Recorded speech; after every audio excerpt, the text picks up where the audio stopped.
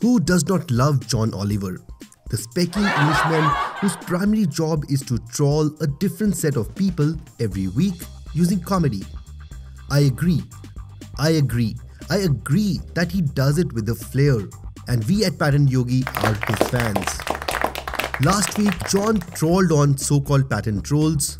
It was funny as usual, but most of what he said was essentially wrong. For the starters, calling these companies patent trolls is wrong, John.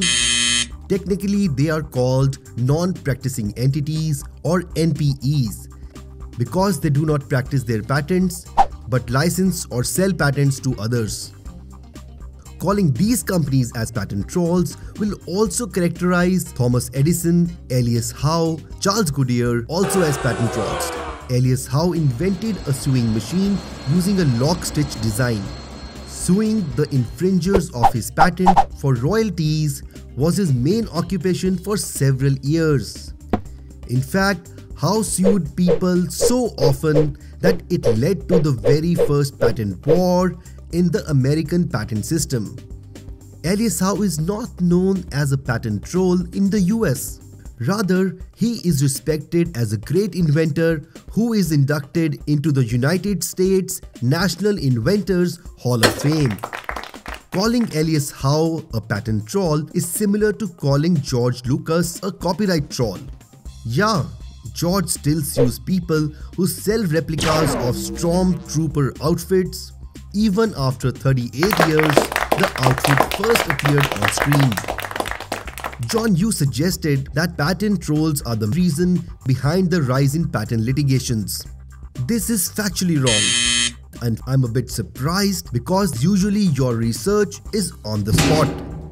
Since 1920s, the patent litigation rate has stayed constant at about 1 to 2% of the total number of patents granted in that year. This still holds true today. In absolute terms, the number of patent litigation cases has risen, as the number of granted patents has risen considerably. It is as simple as that. Or it is elementary, my dear Watson. John, you seem to suggest that technology companies like Apple, Microsoft, IBM and Ford are on the right side of this debate as they file patents and also make products, as compared to NPEs who do not make any products. But NPEs did not just fall from the sky one day. They emerged as a response to exploitation of the small inventors by these tech giants.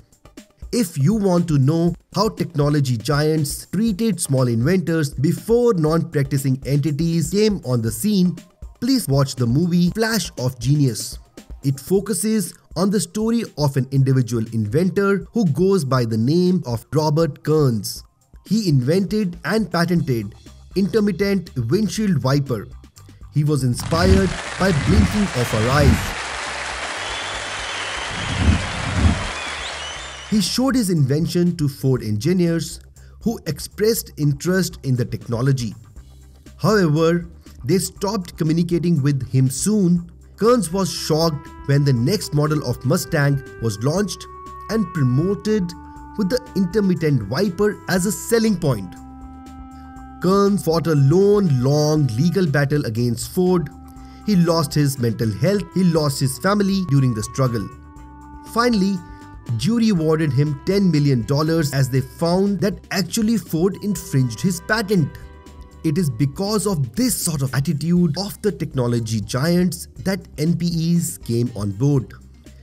Today, this sort of exploitation is not possible, as the NPE will help the individual inventor fight the technology giants.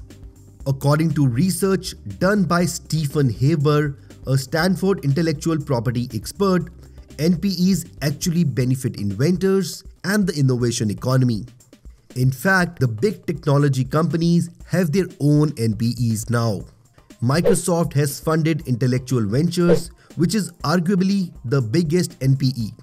Apple was in bed with Digitude Innovations, an NPE that was later wound up in 2012. In fact, we now have state-sponsored NPEs. China's Ruichuan IPR funds, South Korea's Intellectual Discovery, and French firm France Brevets. So John, this is a thing that will stay. Also, US has largely outsourced manufacturing to China, services to India and other BRIC countries. Now, IP, including patents, are the mainstay of US economy. If the Congress curbs the activities of NPEs in an inorganic fashion, it will immediately reduce the value of US patents, as it will become difficult to trade patents. This will have a major impact on the US economy for many years to follow. But John, to be fair, you did mention the real problem, which is the grant of overly broad patents. USPTO often grants such patents, and whoever receives these patents exploits them. For example, Apple was suing Samsung for iPad's overall design, having a rectangular shape with a dominant display screen, narrow borders, a predominantly flat front surface, a flat back surface, and a thin form factor. In the court, Samsung responded by showing a video clip from Stanley Kubrick's 1968 film 2001: A Space Odyssey.